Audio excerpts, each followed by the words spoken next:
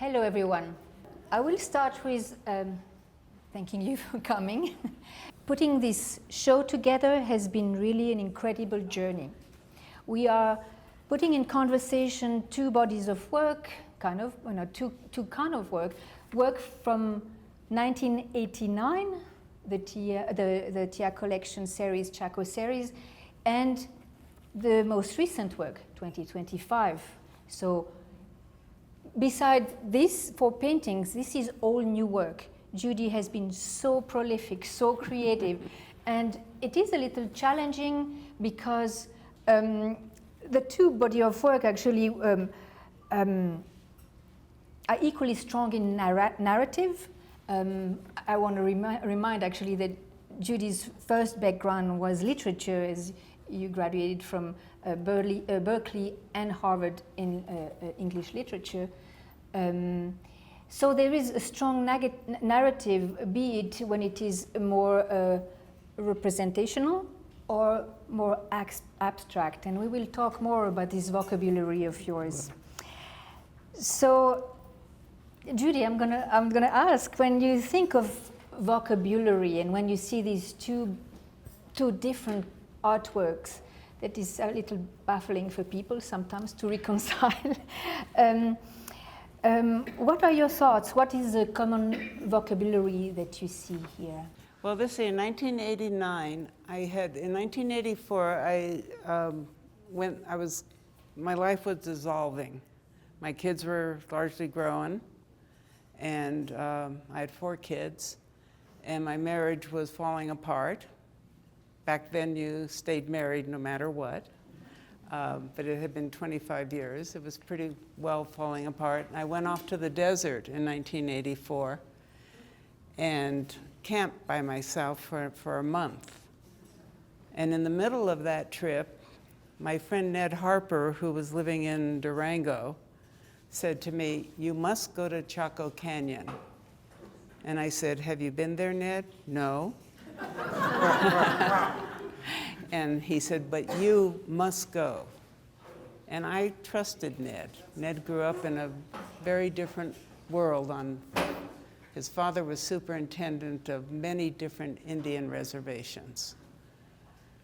And then he ended up at Exeter. And he had to keep his life together, running around barefoot, and then ending up at Exeter when his father died. So I went to Chaco, and it changed my life in many ways, including meeting my husband Philip there in a very happy marriage, except when I'm bossing him too much. But hell, I'm Jewish. Come on, give me a break. Poor Hopi guy didn't realize that.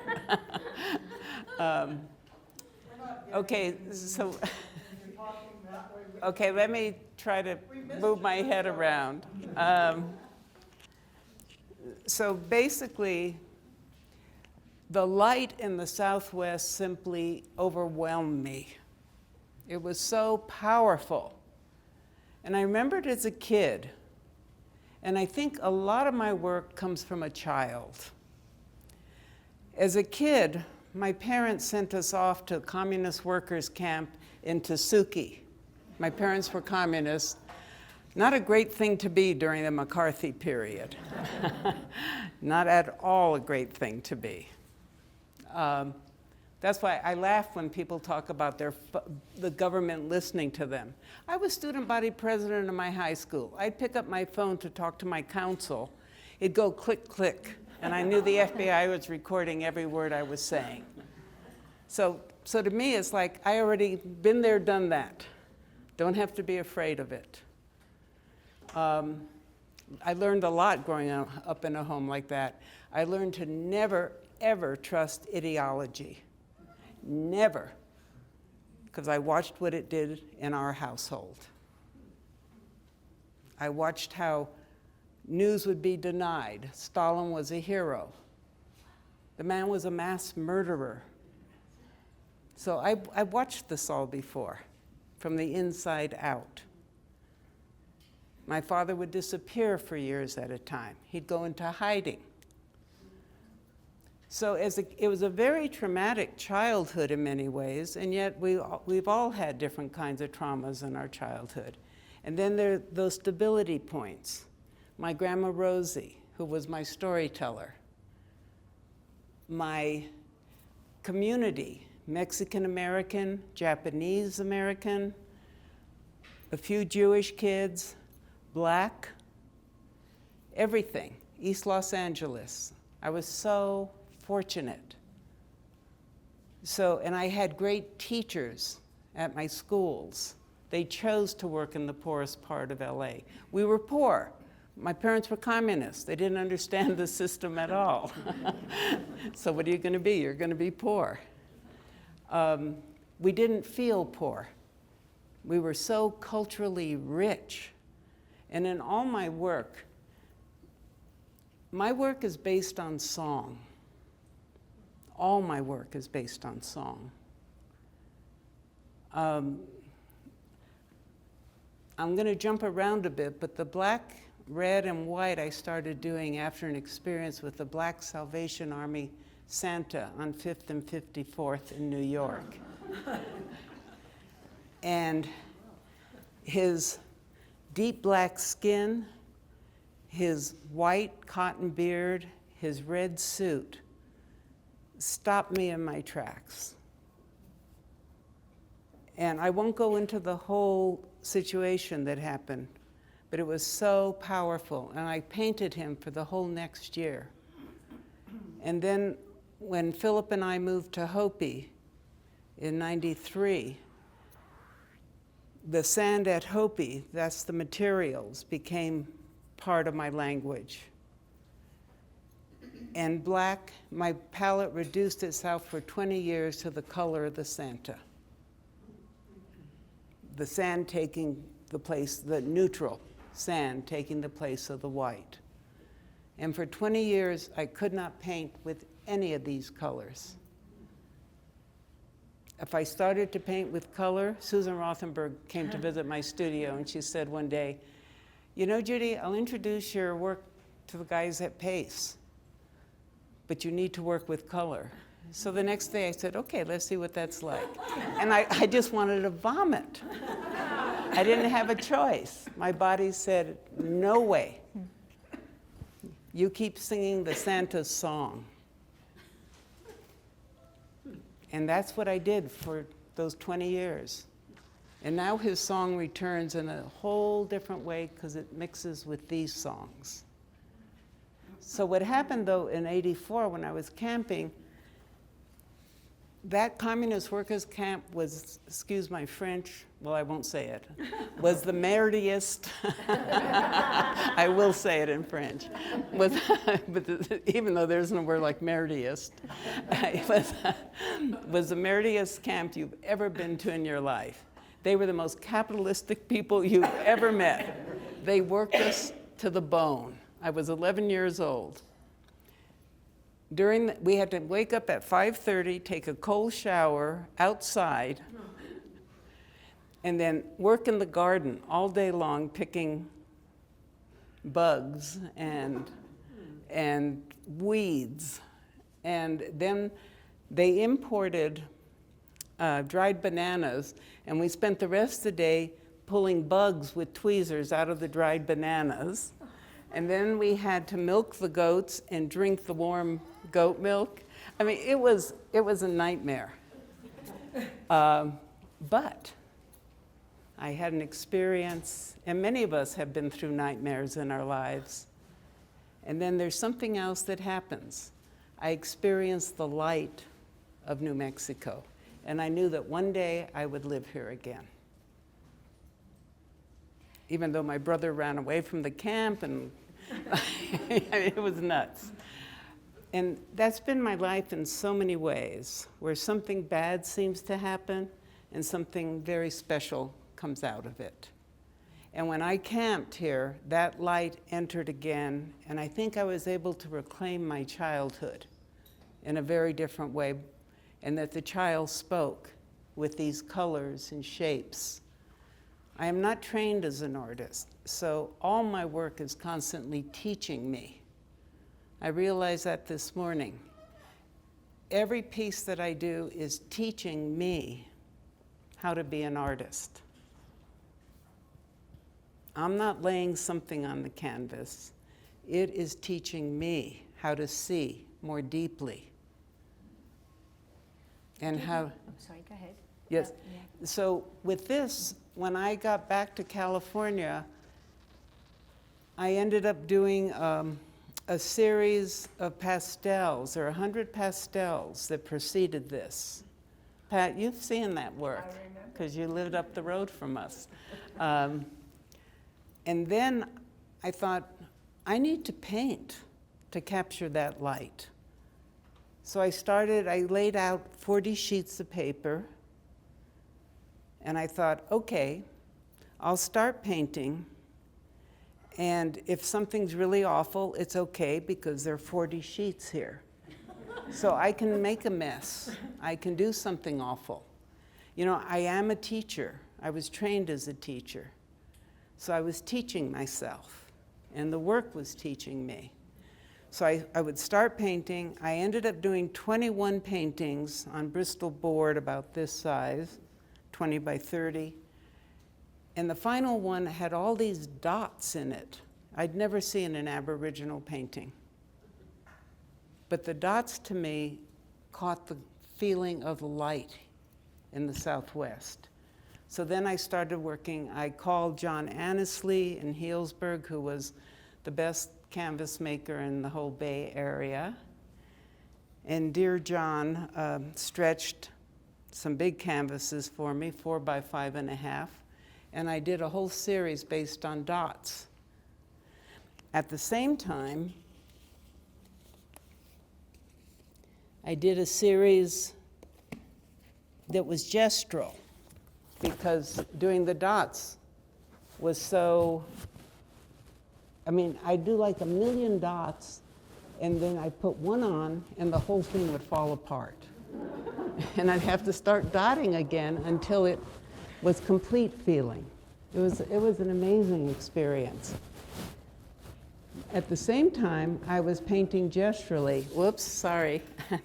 I was painting gesturally, and that meant, so I did a series, some of you might have seen the photographs at CCA, in which it came out of something with Philip. Philip had said to me, I'd like to learn how to paint. Can you tell me how to? And I said, I immediately responded. Philip was living up in Seattle. He was with Noah then.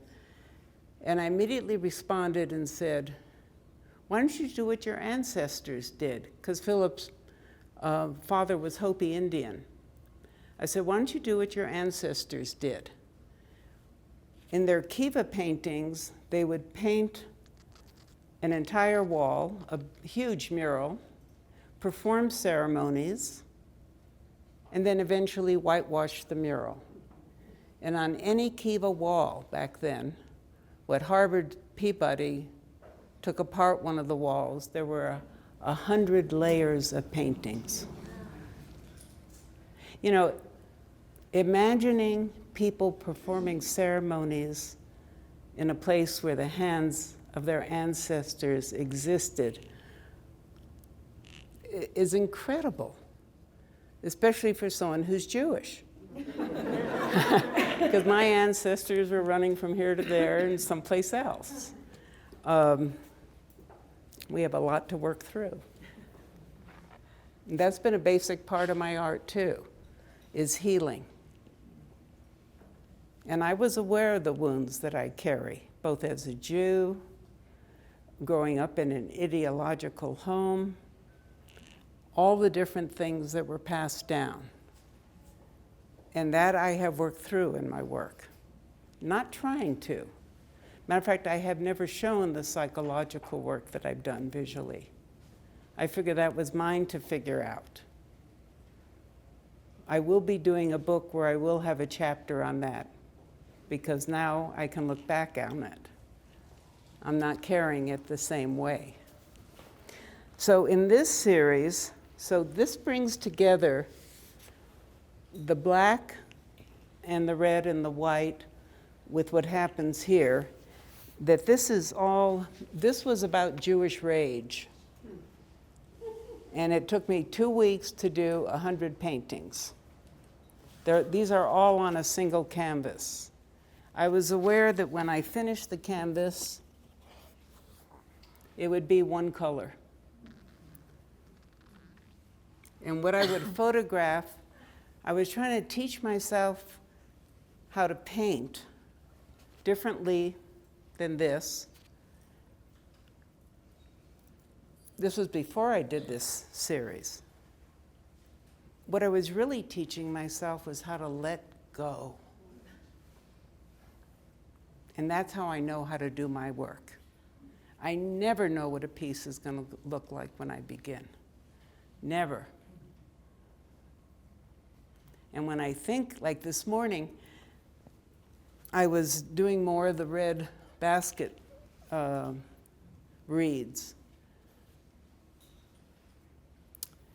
And I started to think about Alexander Calder and the whole concept of the mobile. Because as I was painting the reeds with my fingers and laying them over a metal frame table that Philip had built for me, they were moving slightly in the wind, and the shadows were moving. And I thought, oh, wouldn't it be fun to do a mobile? And then I realized, good luck. It's going to come when it wants to come.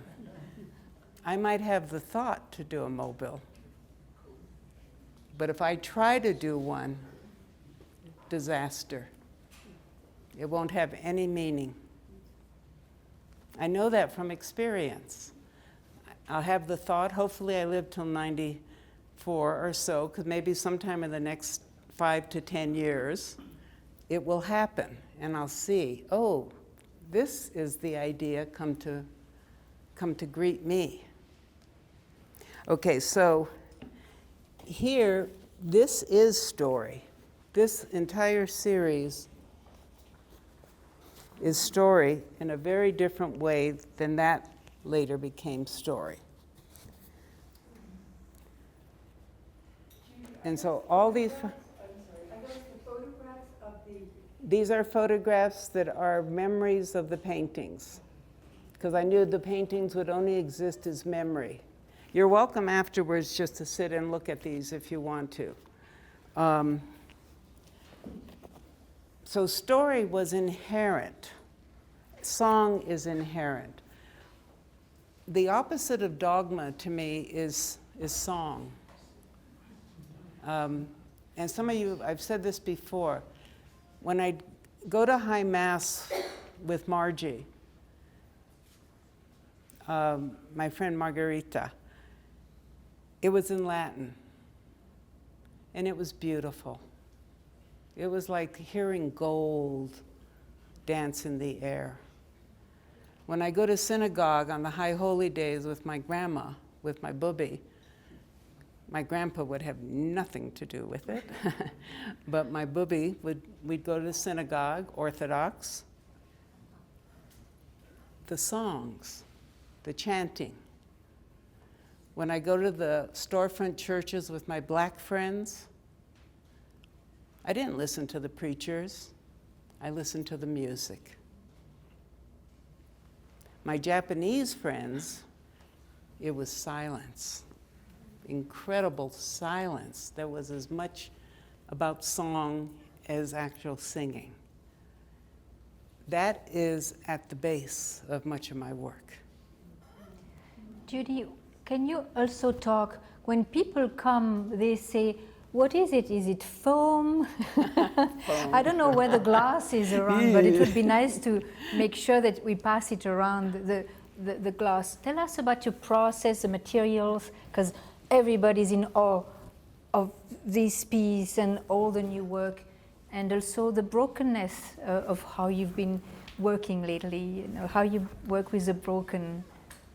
The brokenness, that's the name of the show, Fracti Totum, broken whole. I think we all know that experience in life. And the glass, The glass has been a synthesis of all the work that I've done. You know, it holds geological time. It's so powerful. If you go to my website, Melinda, there is a film on it showing how I make these kinds of glass. The idea of working with foam just makes my whole body shudder.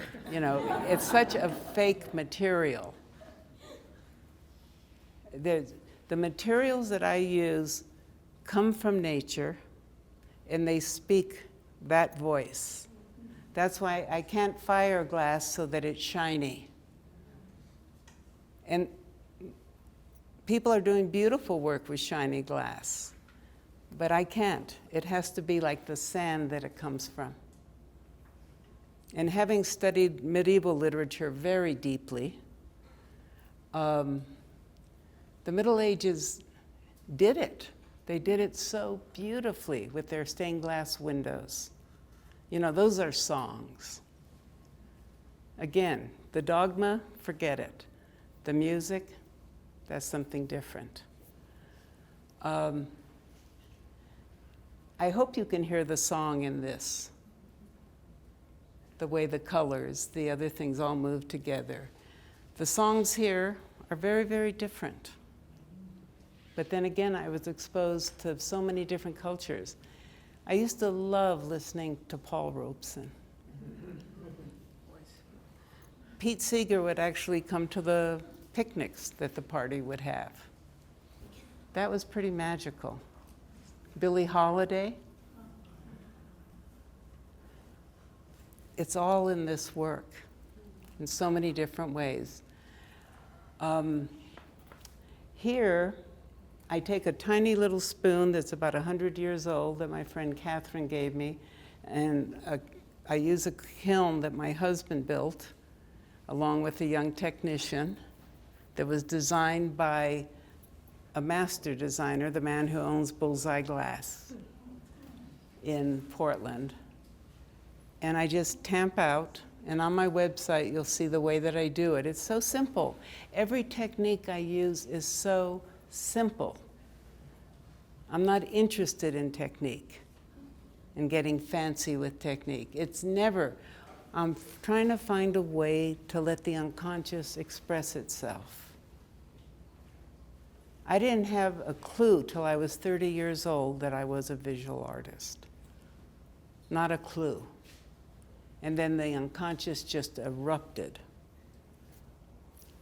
Pat. Sorry to interrupt, but I'm very curious about how you felt during this work versus how you felt during that work, because I know you're working from your unconscious and intuitively, so to speak, but what were the different feelings? Because this is deeply rock solid organic to me, and this is more ephemeral. And story. Yeah, okay. I felt the same. I always feel the same. I always feel the same, Pat. No, that's a good question, because I always feel the same. I'm excited to see what the materials are going to do. Okay. So whether it's a broken piece of glass like this that finds its home here, or whether it's all these pieces that I had fired when I was an artist in residence at Bullseye for 18 months, that then found a home here. Mm-hmm. It's all so exciting to find out what do they want to do with each other. Uh-huh. Does that make sense? So here, for example, these two side pieces, I did those like maybe 8 years ago. And then they just sat in my storage. And when I did this piece, I thought, oh, I wonder what would happen with these extra broken pieces that I have if I put them between those two, if there'd be something that spoke. And there was. So it's just, I wonder if. And with glass, what I love about glass, one time with my grandson Caleb, I was trying to teach him process. He was so hard on himself. He's a wonderful artist, but he was so hard on himself. So I held up a gorgeous piece of glass, And I was talking about how important process is, and by accident, I dropped it. And it broke into many pieces. So then I picked it up, and I made a beautiful piece out of it. So my hands were teaching him process. I hadn't planned on doing that, but that's the way that I work. Here, this is a whole story. Okay, so again, the way the unconscious works. I thought I'd bring this in. This was a painting I did when I lived with Philip back in Columbus, Ohio. So I'm a Western girl. Los Angeles before the smog. You know, gorgeous light. And what happened here, living in Columbus, it was like living at night. The sky is so gray, and it sits on top of your head.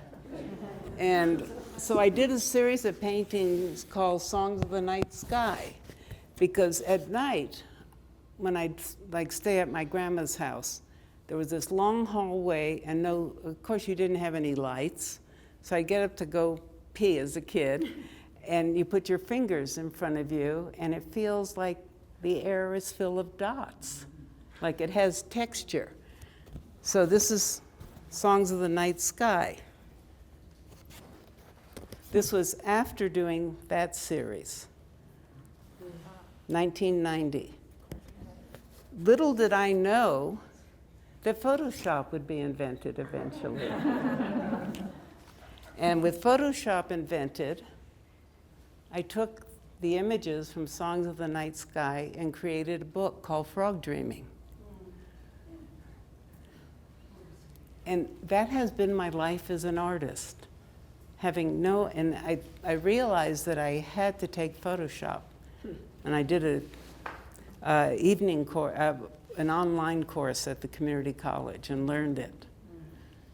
And then I could transform these into a wonderful book that is still not published, but that my grandson, who's now 29, has helped write with me over the last few years. So it's all this interweaving of what you never know. When I painted this, I had no idea it was going to be part of a book. And I don't know, this is the book here, Alina? Yes. Yeah, here. So this became the cover, but changed.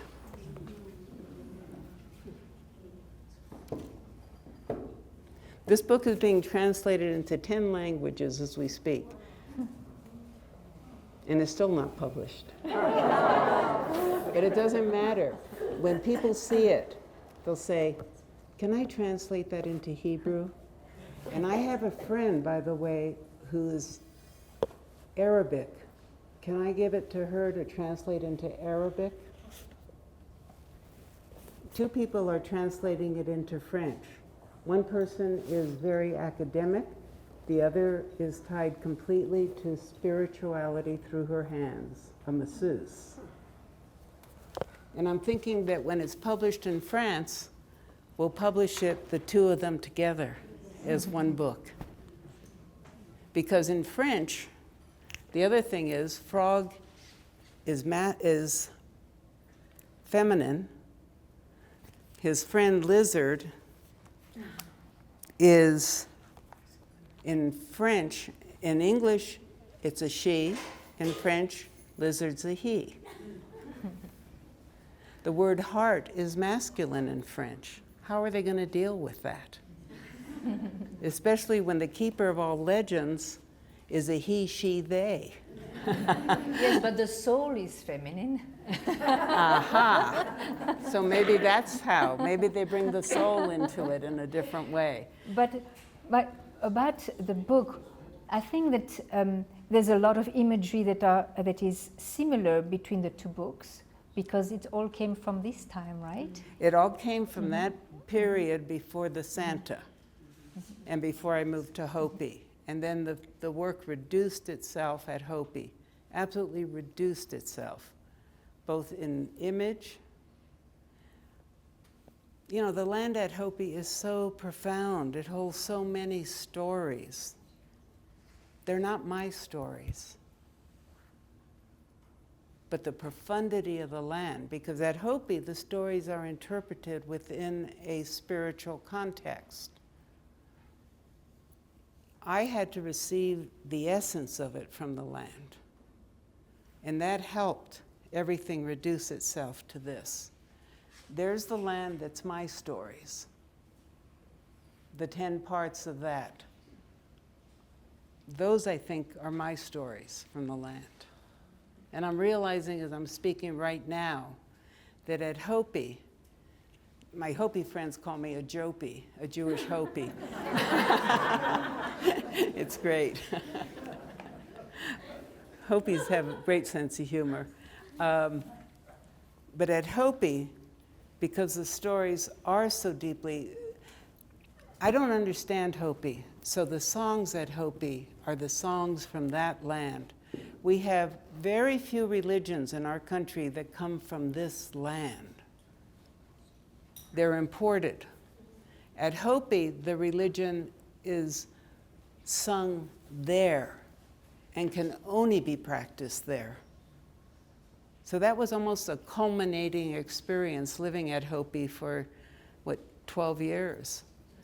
And experiencing the ceremonies and the songs. And the songs did not have images for me. It was essence, the essence of the land speaking. I'm just realizing that. So what is sorry to interrupt, but what is for you the relationship between song and poetry? Because in the Chaco book, you have written beautiful poetry, and Thank you. Maybe you want to read too some of it, right? Yeah. If you'd like me to read some, I Yeah. will. Because poetry, the written Is word is very important for you too, right? But it is song. Poetry is probably as close as you wouldn't want to hear me sing. Poetry is probably as close as I can get to song and the visual. By the way, I want to quickly introduce Lorna, who when she was 10 years old, this was last year, when she was 10, she said, "You told me when I'm older that I can work with you in your studio." And she had the summer off from college, and Lorna worked with me on this piece, on sections of it. Now being what, 10 years old, how old are you now? 20. But I loved it. You told me when I was 10, forceful. And I was delighted. Yeah, you held up your end of the deal. I did hold up my end of the deal. What was I going to do? But it was wonderful working. I've been very fortunate with those with whom I've collaborated, including my gallery dealer, Alina, and former dealer, Billy Siegel. My work has grown because of the galleries that I've been in. And this is a particular growth period. And it's really about going back to the studio and being able to do the work. By the way, when I did this work, from 1982 to 1997, I had pulled out a showing. The showing was hurting my work. I was showing with a gallery in Los Angeles, Space, extremely fine gallery, Source in San Francisco, and I rushed a piece in 1982. And I got, again, like my back went out. My dealer from Los Angeles came up and saw the show, and afterwards, and I was thinking I'm going to pull out a showing. Maybe 3 to 5 years, I'll have a big body of work, I'll find a gallery again, and I'll show. But I can't work knowing that it's going to be shown. And my dealer from LA said, "Your show made me sick to my stomach." And that pushed me over the cliff, and I pulled out a showing. He called me about 20 years later, and he apologized. 20 years? 20 years is a long time. that's okay, because it did what it had to do. I had to stop showing so that I could find this world again. And when he called me, he said, your show triggered me and I took it out on you. And I know exactly what happened. And I said to him, Ed, I needed to stop showing. No apology necessary. So I want to say that actually these 4 paintings, it's the first time that they're shown. Yeah. And Yeah, during that period, I have series. That's why the whole series is together. That's why there are 10 paintings that could be bought as a single piece, because I didn't show them. I was hard enough for money that I would have sold one of them, even though it needed to stay together as a series. So often these things are such blessings. They're tough for our ego, but they're good for the unconscious. Would you read for us now? I'd love to. Yes. So this is, thank you. The patron of the Tia collection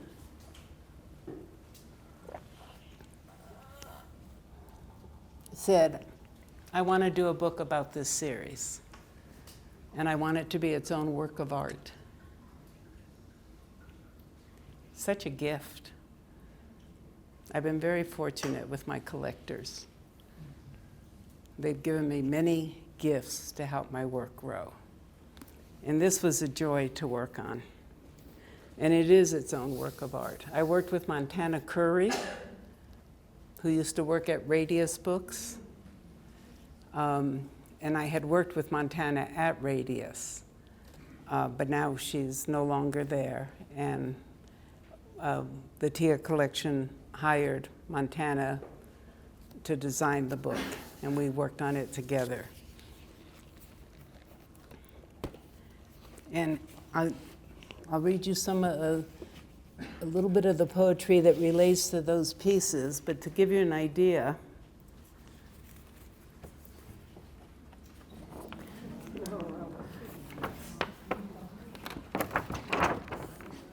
These are the 10 paintings, yeah. so those are the 10 paintings.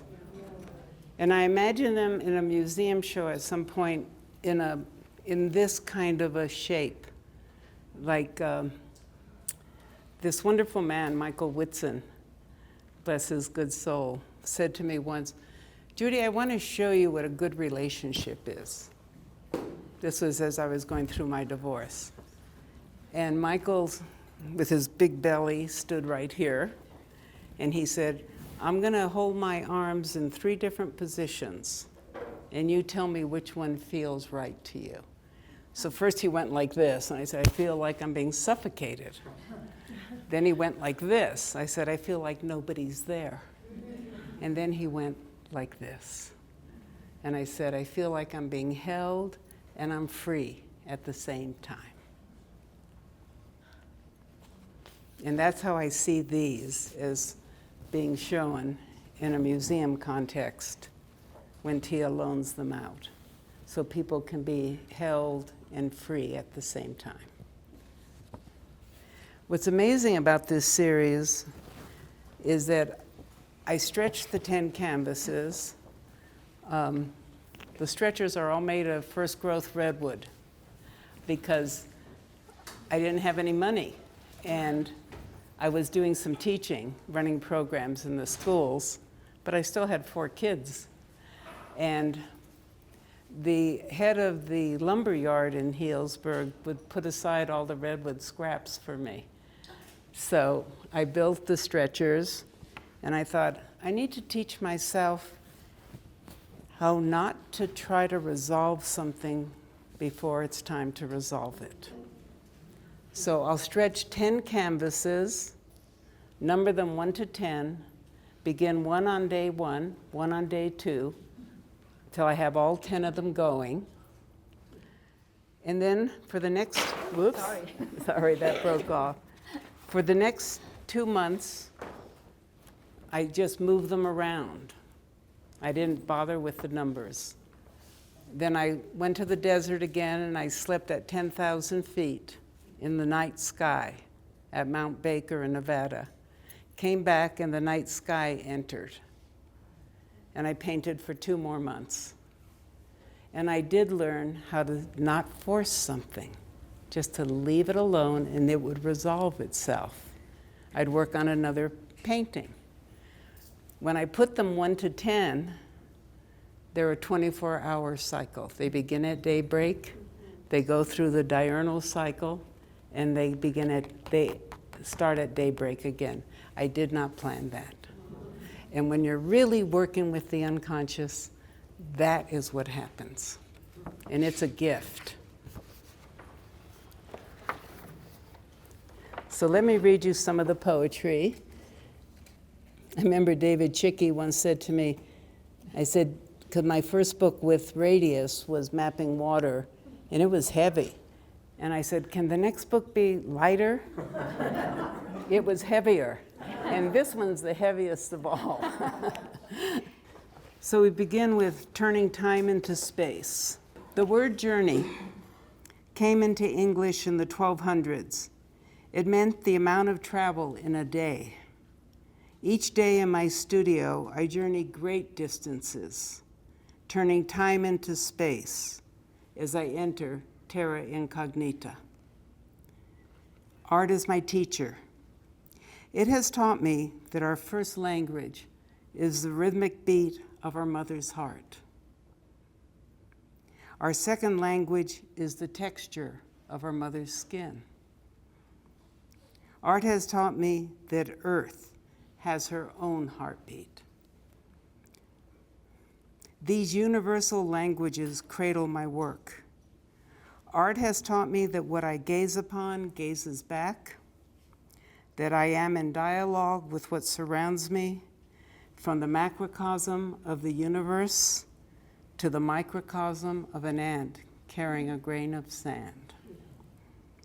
Art has taught me walls and doorways are the same thing, that an image can be a transformative gift of healing, that what we see is only a fraction of what is there, that the longer I make art, the greater the mystery.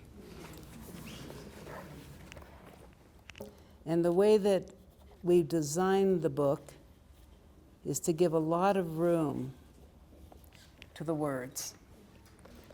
Let me hold it here. A lot of room so that you can take the journey through the book quietly with yourself. And with language, we've recently started a recording of the book Frog Dreaming. And my friend Judge Reinhold, who used to live next door to us in Galisteo, came out, and my grandson Caleb and Kelsey and ZV, who are right back there, wonderful musicians, and Lorraine Weiss. And we let song take the place of illustration. And I'm realizing that here, the poetry is song. And it needs, watch the glass, look at that, it's so good. I actually never worry about my pieces, because if they, poor Lena. When I used to take work into Bob Schneiderman at Armadillo to have him ship it, I could see the look on his face. And he'd say, Judy, I love your work. Could you work in a different medium, though? But nothing ever broke when he shipped it, even to Europe. It was amazing. So let me read to you from that first panel with the rag doll on it.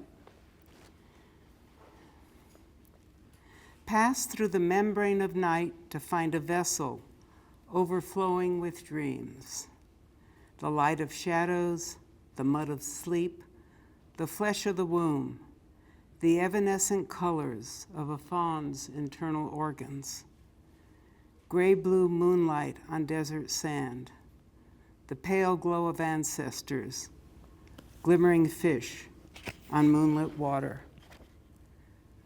I cleanse my body with mud. My earth-encrusted hands lead me to an oracle, snoring on reeds, laid over a well of blue-black water. The oracle mumbles, and what he mumbles is E equals MC squared, which is my favorite formula in the whole world. And guess what destruction we created out of it? And it's pure, such magic, that formula. I offer a basket of spider webs gathered from my dreams. The oracle speaks. Each star is a story, a shining story. Imagine plucking the stars and laying them on the earth. Imagine asking the spiders who spin the webs you gather from your dreams to weave our stories together, to weave us together. The oracle awakens and sings. Imagine.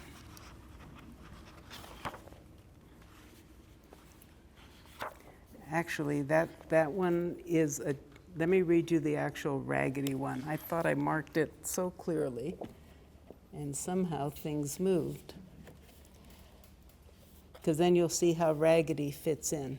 When people tell me they can only draw stick figures, I say, well, that's what Raggedy Andy is.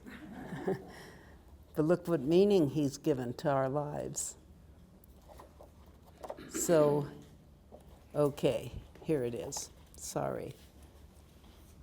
This is Chaco number 3.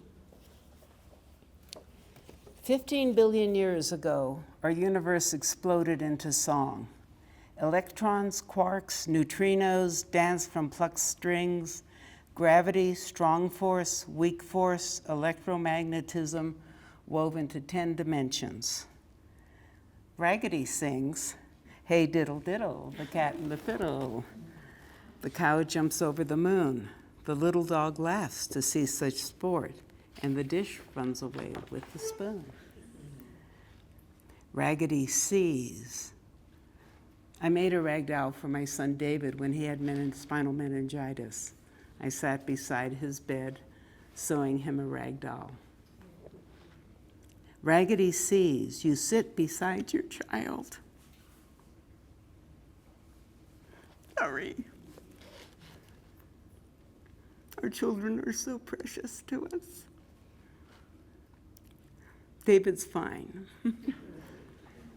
He fights for his life.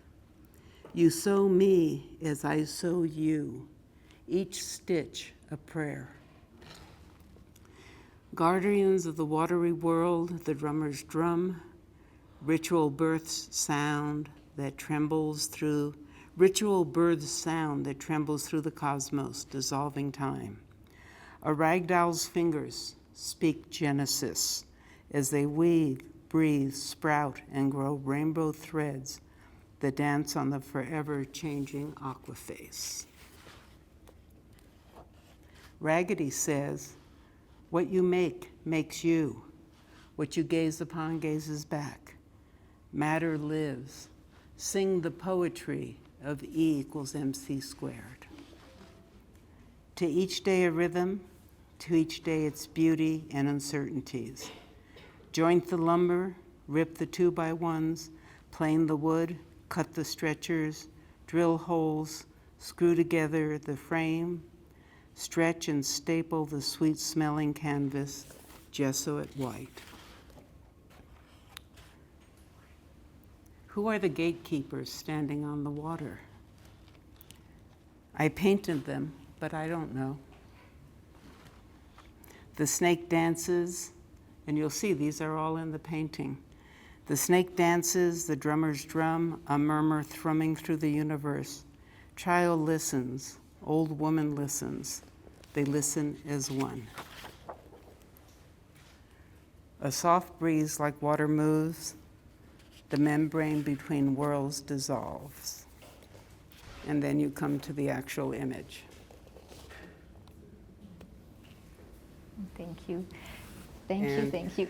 I was very lucky not to know I was a visual artist and to study English literature, particularly medieval English literature, which is, to me, still the richest of all English literature. I want to mention that actually the book shows all 10 paintings with poetry for each of them. After that, there is an essay by Philip on Chaco Canyon, which is really beautiful and very informative. There is also an essay from Diana Gaston, who is a director of Tamarind Institute, and the Tamarind Institute very generously produced the lithograph that have been hand-colored by Judy for the limited editions. Only 20 of these have been made, and so on the table in the back you will see we opened one of them so that you can see. So it comes with an original lithograph with the book. And then also I wanted to mention, Judy, that when we started to show your work, it was still in the palette of the neutral and black and red, mainly neutral in 2021.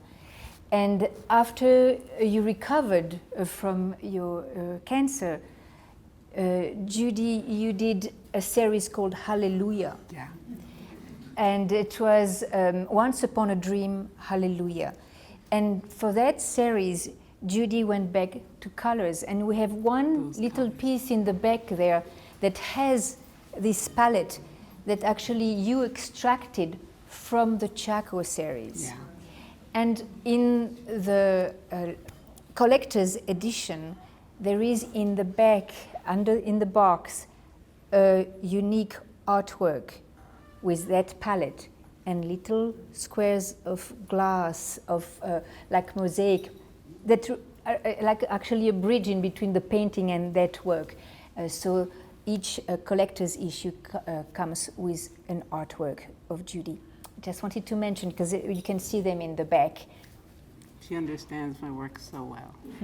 And then the connection between things. I'm going to quickly read to you. In the book, I only explain two images. One is the pig dog that came from a dream, and the other is something that came from actual life. So in number 3 there are 3 women on a flying carpet. I don't explain any of the other images, but at the end, there's a thought process, 3 women on a flying carpet. I live in the woods beside a creek, a mile back on a dirt road that meanders through vineyards in Sonoma County outside of Healdsburg, California. It is a Friday night. I am depressed. My children are grown. I am divorced after 25 years of marriage. I walk down the dirt path from my house to my studio where I paint canvases from the Chaco Series. Around 11 p.m., a horn honks loudly. Wondering who could possibly be honking at this late hour, I walk outside and open the gate. As I approach the car, my mother's voice greets me. She had a real New York voice. She said, "We had dinner in Marin. We made a wrong turn, and when we realized we were heading north rather than south, I said, let's go visit Judy." We are my mother, Evelyn, and 2 of her wonderful friends, Ellie and her sister, Ruth. We all laughed. Marin is about 60 miles south of where I live. We enter my studio, look at the paintings, and talk. We walk to the house, make snacks, and settle in. My son David arrives home. He laughs as he comments on our talking using the word cackling. We laugh even harder. David goes to bed while we continue talking. After breakfast, as the women pile into the car for their drive to Oakland, I realize I am no longer depressed. I thank them for bringing grace when I needed it. In the Chaco series, my mother, Ellie, and Ruth transform into 3 women, Perhaps the three Delphic muses are the three virtues. They sit on a flying carpet that forms the end of the tail of the rattlesnake film strip that encircles the paintings. And then I wrote a poem. Unexpected, unannounced, a car horn honks, midnight music. We took a wrong turn, magical timing. Talk and laughter until dawn, joy dissolves sorrow. In my studio, car becomes carpet, Mom, Ellie, Ruth, the Delphic muses, nete, mese, hepate, sing an ancient song. And I want to read one other thing from the appendix, the end of my husband's. So Philip has spent a lot of time at Chaco. He's done archaeoastronomy there and has been deeply involved with it. And we discovered a couple of years ago that the high status burials there in room 33 are actually Philip's relatives. And that was a surprise. So I asked Philip to write about Chaco. And his essay ends, spirits live in the ancestors' footprints, the same ancestors who built Chaco. Spirits abide in the rocks, the trees, the plants, the animals, the wind, the water, and the sky. They form an invisible web covering the land. They can permeate a visitor's physical being and touch the soul if one's heart is pure. They can nurture, guide, teach, and inspire us. If we open to its harsh beauty, appreciate the ancients, listen quietly to its many voices, and pay attention to our dreams, Chaco can replenish our spirit. Chaco can help us hear our inner voice to know who we are. And then the piece ends, the book ends with a beautiful photograph taken by the late Sebastião Salgado. And here's another form of Chaco.